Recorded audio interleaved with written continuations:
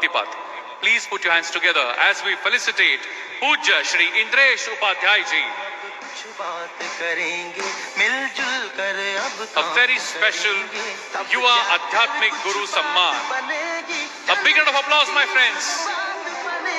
This has nothing to do with religion. The message that spread by Pujya Shri Indresh Upadhyay Ji is all about how we should live our lives. Bharat माता की,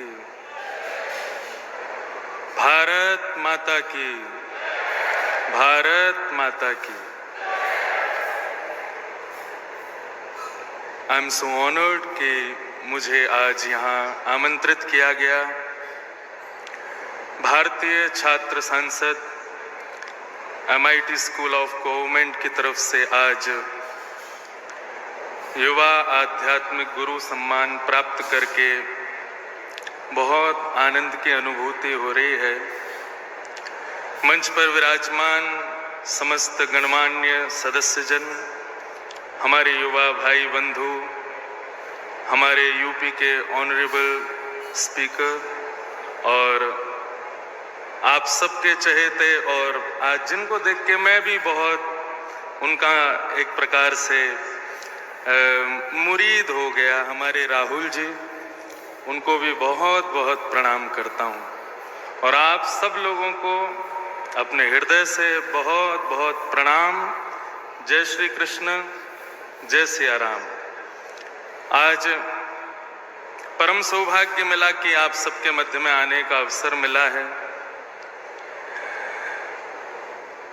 आज का topic जिस पर सारे हमारे युवा भाई बहनों ने भी अपने भाव प्रकट किए, गणमान्य अतिथियों ने भी अपने भाव प्रकट किए, मेरा भी मन का भाव था कि मैं कुछ कहूं यदि मुझे अनुमति प्राप्त होगी तो. और क्योंकि आप जानते हैं कि मैं अब आध्यात्मिक गुरु हूं तो फिर अपने भाव उसी रूप में ही प्रकट करूंगा, तो इसलिए समझने का प्रयास कीजिएगा और जो भी कहूं उसको जीवन में उतारने का प्रयास कीजिएगा. जीवन में सुधरना कैसे है सब बताते हैं, जीवन में सब मार्ग पर कैसे चलना है ये सब बताते हैं, लेकिन हम लोग बिगड़ किस वजह से जाते हैं ये कोई नहीं बताता. हमारे हिंदू वैदिक सनातन धर्म में कई सारे शास्त्र हैं, उनमें से एक है पंचतंत्र. और पंचतंत्र में बताते हैं कि यदि युवा संभलना चाहता है, युवा बचना चाहता है, युवा अपने पद से भ्रष्ट नहीं होना चाहता, तो उसको 4 चीजों का ध्यान रखना चाहिए. यहाँ जितने भी युवा हैं सब भविष्य हैं हमारे भारत का. मैं भी आप लोगों की तरह हूं, मैं भी भविष्य हूं. 4 चीजों का विशेष ध्यान रखना है. और वो 4 चीज कौन कौन सी हैं? यौवनम धन संपत्ति, प्रभुत्वम अविवेकिन, एकैकम्प्यनर्थाय किमु यत्र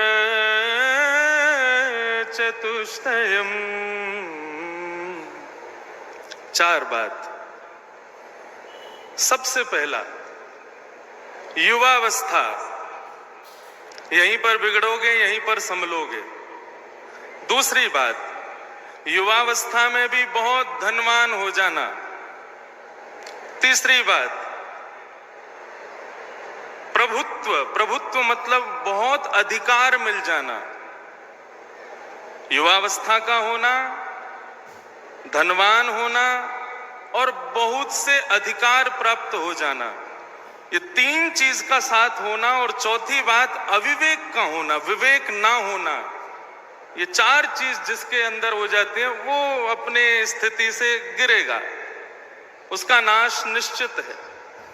बल्कि पंचतंत्र तो कहता है इनमें से एक भी चीज है और विवेक नहीं है.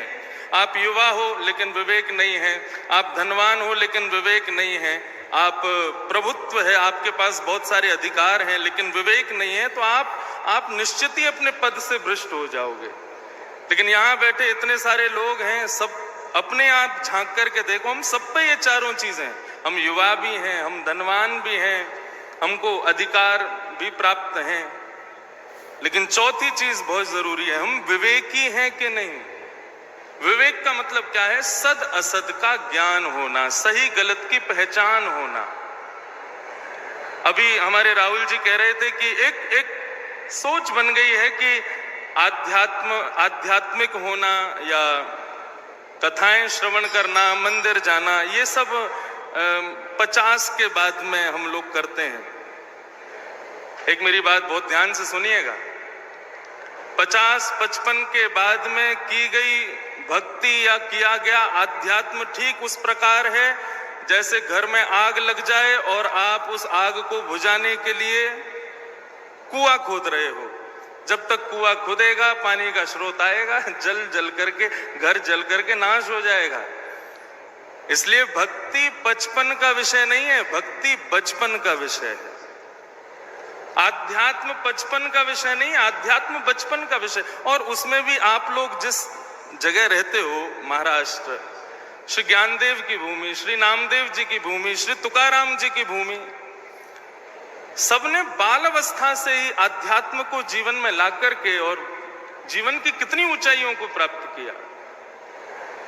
अध्यात्म एक औषधि की तरह है, उसको जीवन में लाइए, वो जीवन में ना जाने कितने प्रकार के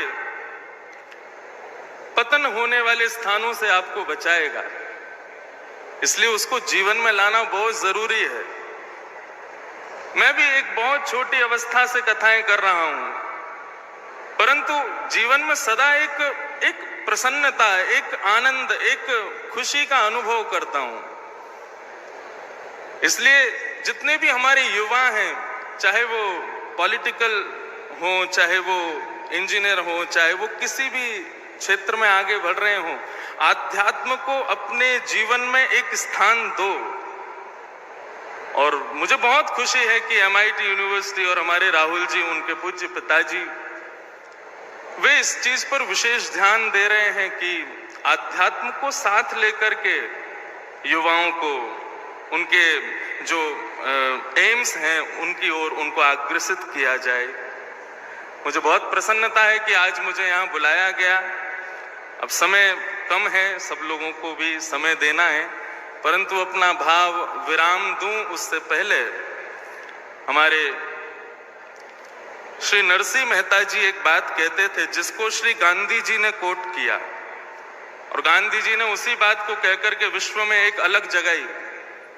श्री नरसिंह मेहता जी कहते हैं, वैष्णव जन तो तेने कहिए जे पीर पराई जाने रे, पर दुखे उपकार करे तो ये मन अभिमान ना आड़े रे। वैष्णव जन तो तेने कहिए जे पीर पराई जाने रे। जो चीज आपको अपने लिए अच्छी नहीं लगती है वो किसी के साथ मत करो। यही आध्यात्म है, यही धर्म है। इन्हीं भावों के साथ अपनी वाणी को विराम देता हूं। आप सब लोगों का, MIT यूनिवर्सिटी का और इस भारतीय छात्र संसद का हृदय से आभार व्यक्त करता हूं कि आज मुझे सम्मान के लिए बुलाया। एक बार आपके श्री पंडरीनाथ भगवान के यहाँ का एक जय जयकार है, वो कर लीजिए। पुंडलीक वरदे श्री हरि विठल ज्ञानदेव तुकाराम श्री पंडरीनाथ महाराज की।